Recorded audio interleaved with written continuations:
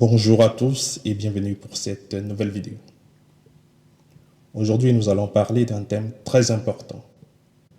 Il s'agit de l'éthique d'Aristote. Mais avant, nous allons rentrer dans un petit contexte.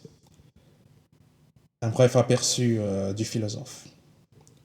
Aristote naît en 384 avant Jésus-Christ, à Stagée, une ville de la Grèce antique. Il arrive à Athènes à 18 ans et intègre presque immédiatement l'Académie de Platon, l'école qu'il a laissée plus tard pour se rendre en Asie. Aristote fut maître d'Alexandre le Grand quand celui-ci était adolescent. En 335 avant Jésus-Christ, Aristote retourne à Athènes pour fonder le lycée, son école. La pensée d'Aristote est l'une des plus influentes de l'histoire de la pensée. Même si beaucoup insistent à le comparer à Platon, la réalité est qu'on peut voir une influence dans le fond entre Aristote et son maître. La première chose à noter par rapport à l'éthique, c'est qu'ensemble avec la politique, elles appartiennent aux sciences pratiques. Il ne faut pas oublier que Aristote organise la connaissance en trois grands groupes. D'abord, dans le premier groupe, nous avons les sciences théoriques, c'est-à-dire celles qui recherchent la connaissance par elles-mêmes. Ici, on a la métaphysique, la physique et les mathématiques. Dans le deuxième groupe, on a les sciences créatrices, dont l'objectif est le design et la production d'objets. Et enfin, dans le troisième groupe, nous avons les sciences pratiques, qui recherchent la vertu et le perfectionnement de la morale. Dans ce groupe, comme je l'ai dit auparavant, on a l'éthique et la politique. Cette inquiétude d'Aristote pour l'éthique va le pousser à développer une étude assez originale sur ce thème. Alors la grande question est de savoir quelle est la finalité de l'homme comme individu. En fait, Aristote se rend compte que tout ce que nous faisons a une finalité. Manger, voyager, étudier, dormir, travailler, épargner. Et en plus, et beaucoup de choses d'autres. Par exemple, nous mangeons pour satisfaire la nécessité de notre corps de recevoir des aliments. Nous étudions pour apprendre à penser, pour nous spécialiser dans une activité ou une profession. Nous travaillons pour avoir des revenus qui nous permettent d'acheter des choses. Toutes ces finalités, selon Aristote, nous bénéficient d'une manière ou d'une autre, mais pas totalement, c'est-à-dire pas de manière pleine. Alors, le défi est de savoir quelle est la finalité suprême qui est au-dessus de toutes les autres finalités. Cette finalité qui donne un sens à notre vie. Aristote arrive à la conclusion que cette finalité suprême, c'est le bonheur. Et maintenant, la question à se poser, c'est de savoir où se trouve le bonheur. À première vue, la majorité dira que le bonheur se trouve dans le plaisir et la joie. Sans doute, la vie qui se consacre aux simples satisfactions des nécessités fait de l'homme un simple esclave de son corps. En réalité, ceci est seulement digne des animaux. D'autres diront que le bonheur se trouve dans les honneurs. En notre temps, ceci se traduit par le prestige et le succès. N'oublions pas que l'honneur dépend plus de l'image qu'on nous prête que de nous-mêmes. Ce qui veut dire que pour toi, ce qui peut être un succès peut ne pas l'être pour moi. Enfin, dans la troisième catégorie, nous avons des personnes ou simplement d'autres qui pensent que le bonheur, c'est accumuler les richesses. Pour Aristote, ça c'est la plus absurde.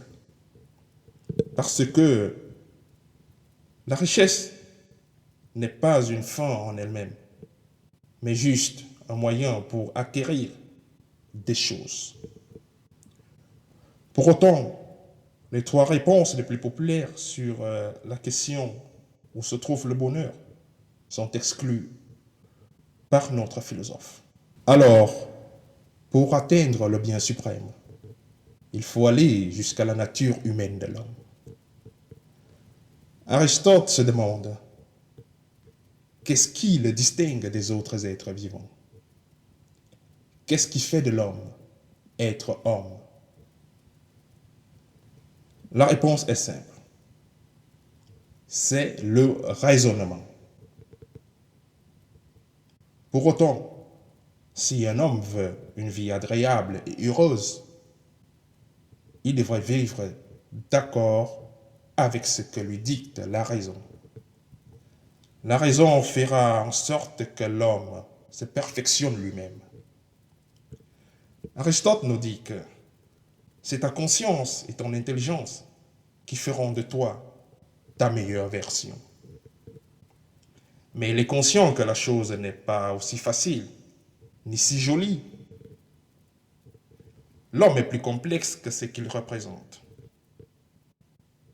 Oui, l'homme est la raison, mais l'homme n'est pas seulement la raison.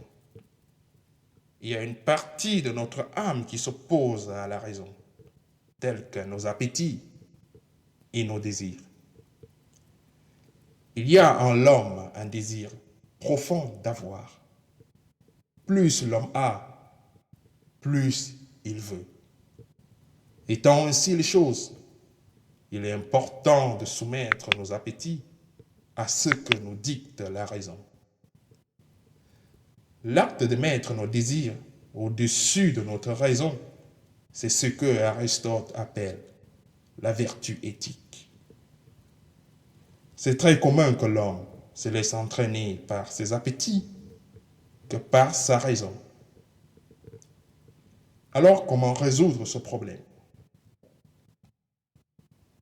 Aristote nous dit simplement en pratiquant.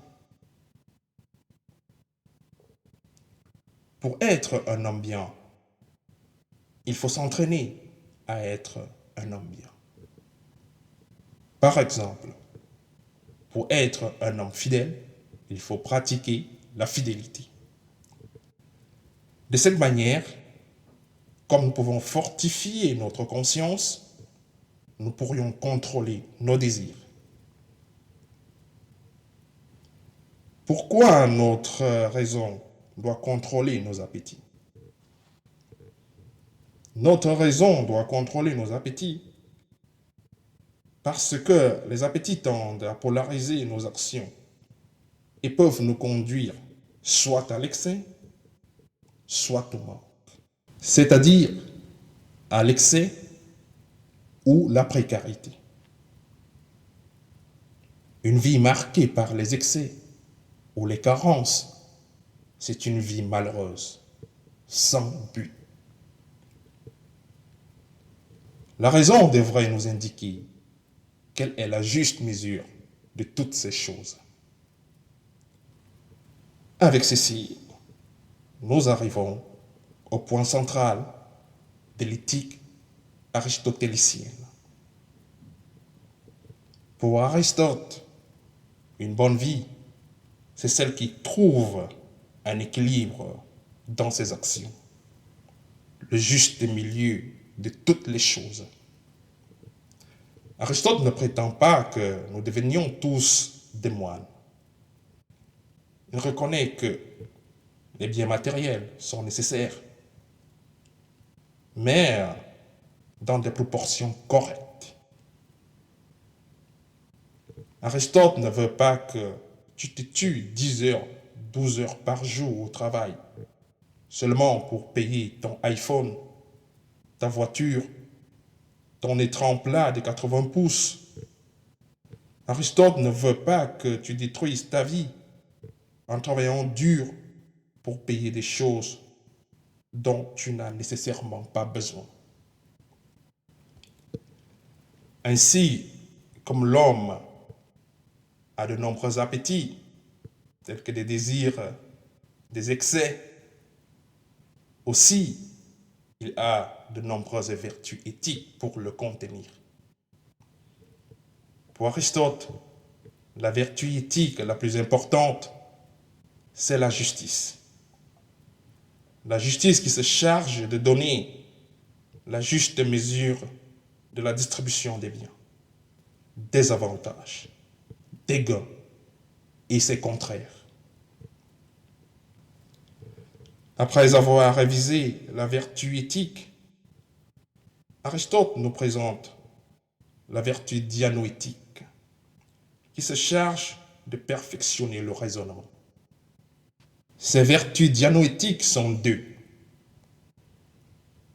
la prudence et la sagesse. La prudence se charge de diriger d'une manière correcte la vie de l'homme. La prudence dira à notre raison ce qui est bon et mauvais pour nous. La sagesse, quant à elle, est la connaissance de cette réalité qui est au-dessus de l'homme.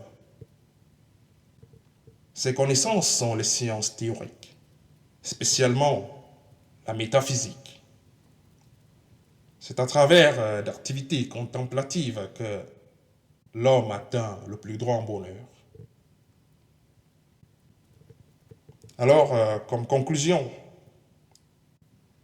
c'est ta raison qui peut t'aider à changer certains aspects négatifs de ta vie qui t'empêchent à être heureux. Au fur et à mesure que tu éduques ta raison et que tu l'écoutes et mets en pratique ce qu'elle te dit, tu seras un homme éthique. Tu sauras donner la correcte proportion à toutes les choses. Tu retrouveras l'équilibre et donneras à ta vie un but, un objectif, une finalité. Maintenant, la décision est à toi. J'espère que cette vidéo t'a plu. On se retrouve à la prochaine. Merci et à très bientôt.